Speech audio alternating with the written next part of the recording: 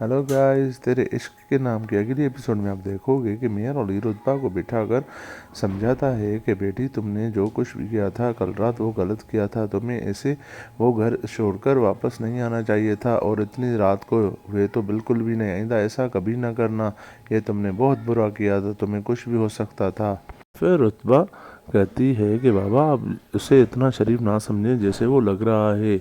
वो बहुत ही गिरा हुआ इंसान है। वो तो मुझसे बात भी नहीं करता और बात बात पर ताने भी देता है। उसको शादी अपनी उस कॉलेज की लड़की से करनी थी जिससे वो बातें भी करता है, मुझसे सही नमूने से बात भी नहीं करता। फिर मेरा अली रुतबा को कहता है कि मुझे बेटा झूठ बोलने से इतनी नफरत है जितने गुनाहगार के गुनाह करने से। तो उसको पर आप इल्ज़ाम लगाना छोड़ दो। वो बहुत ही नहायत शरीफ और नेक लड़का है।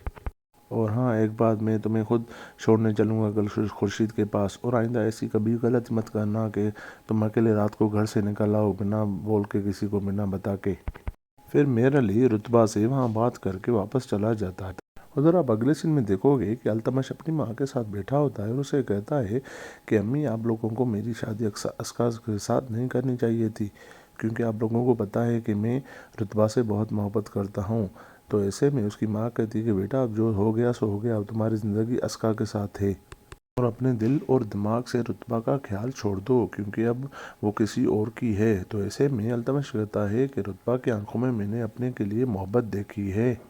रुतबा खुर्शीद से मोहब्बत नहीं करती, वो जल्दी उससे अलहदा हो जाएगी। तो ऐसे में मैं रुतबा से फिर दोबारा शादी कर लूँगा। ऐसे में अल्तमश की माँ ये सुनकर बहुत परेशान हो जाती है। अगले सीन में आप देखोगे कि मिस तस्नीम को बहुत तेज़ बुखार हो जाता है। तो ऐसे में खुर्शीद मिस तस्नीम को हॉस्पिटल लेकर आता है दिखाने के लिए। वहाँ उसकी बहुत तबीयत ख़राब हो जाती थी। वैसे में मिस तस्नीम खुर्शीद को कहती है, खुर्शीद साहब, आप अपने घर चले जाएं, मैं बस आ जाऊंगी। मेरी तबीयत जब ठीक होगी आपकी वाइफ आपका इंतज़ार कर रही होगी। ऐसे में खुर्शीद मिस तस्नीम को कहता है कि आप ठीक हो जाएं फिर साथ चलेंगे। मेरी वाइफ अभी तक वहाँ पर ही है, वो मेरे साथ नहीं आई हुई है। उधर आप अगले सीन में देखोगे कि मेहर अली तैयार हो जाता है और रुतबा को कहता है कि तुम भी तैयार हो जाओ, मैं तुम्हें खुद छोड़ कर आऊँगा। तो ऐसे में रुतबा कहती है कि बाबा, मुझे आप एक बात बताएं, आपने मेरी शादी खुर्शीद से क्यों करवाई? आपको पता है कि मैं अल्तमश के बगैर खुश नहीं रह सकती, तो आपने ऐसे क्यों किया? तो ऐसे में मेहर अली रुतबा को कहता है कि बेटी, तुम्हें कुछ मालूम नहीं, वो बहुत घटिया इंसान है, तुम्हें ये आगे पता चल जाएगा। अब छोड़ो सब बातों को और देर हो रही है, चलो तो मैं तुम्हारे साथ खुर्शीद के पास चलता हूँ तुम्हें छोड़ने।